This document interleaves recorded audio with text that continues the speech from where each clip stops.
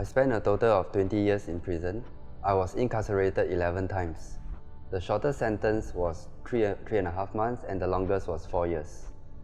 Hi, my name is Narong and I'm here to tell my story.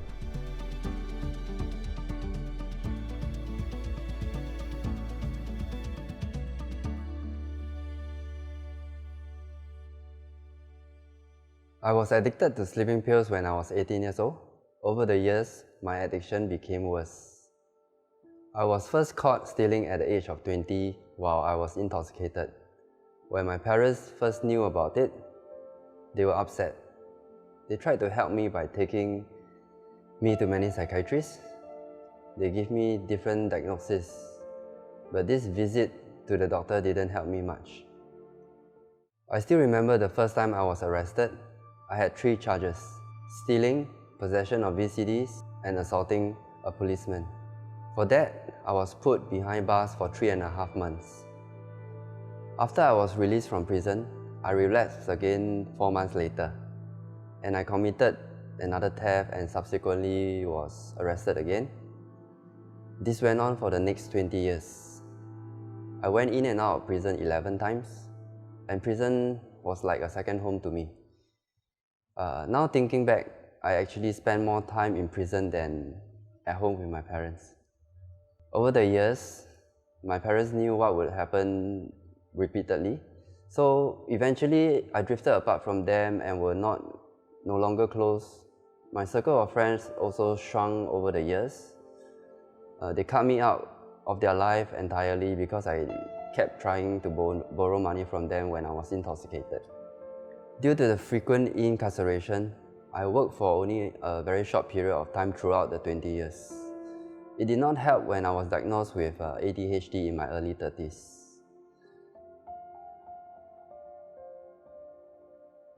While I was in prison, in particular, I really enjoyed a course, ICP course. So it was developed by the prison in 2011. So it helped us to reflect our own mistake and find out what went wrong before our relapse. So what we can do to improve our lives. Luckily for me, my experience in prison was still somehow bearable. When I was there, everyone was nice. Cellmates were nice. I actually saw the good side of people. Every one of them tried to make life easy, more bearable for one another. So during quiet moments, I could actually see a lot of worries and burdens and bitterness in their eyes. So everyone has a story to tell, a painful past that no one really knows about. I feel that the time we spend in prison is to give us time to reflect on our mistakes and think about how we can become better when we are released.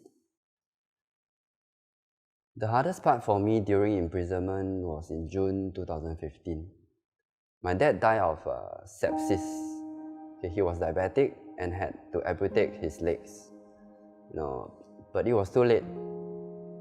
So by the time they amputated his leg, the virus already affected other organs. And during that time, I was still serving my sentence. I was only allowed to come out for 1 hour, including traveling time, to see him in the hospital. I didn't even attend his funeral. So I remember clearly that at his deathbed, he only wanted to see 2 people. My grandmother and me.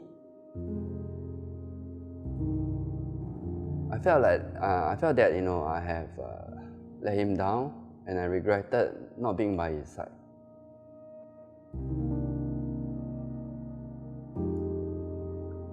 I had a good relationship with my dad, and I wish I could have done more when he was alive. Now I'm given a chance to set things right.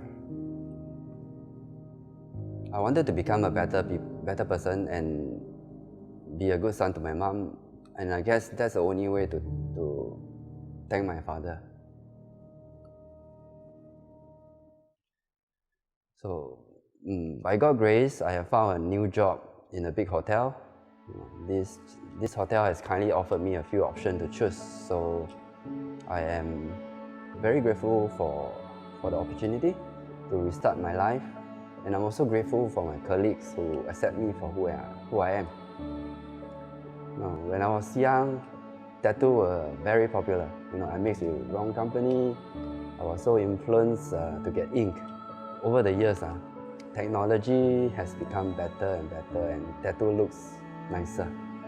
So I keep doing it despite my father telling me that I will regret for life.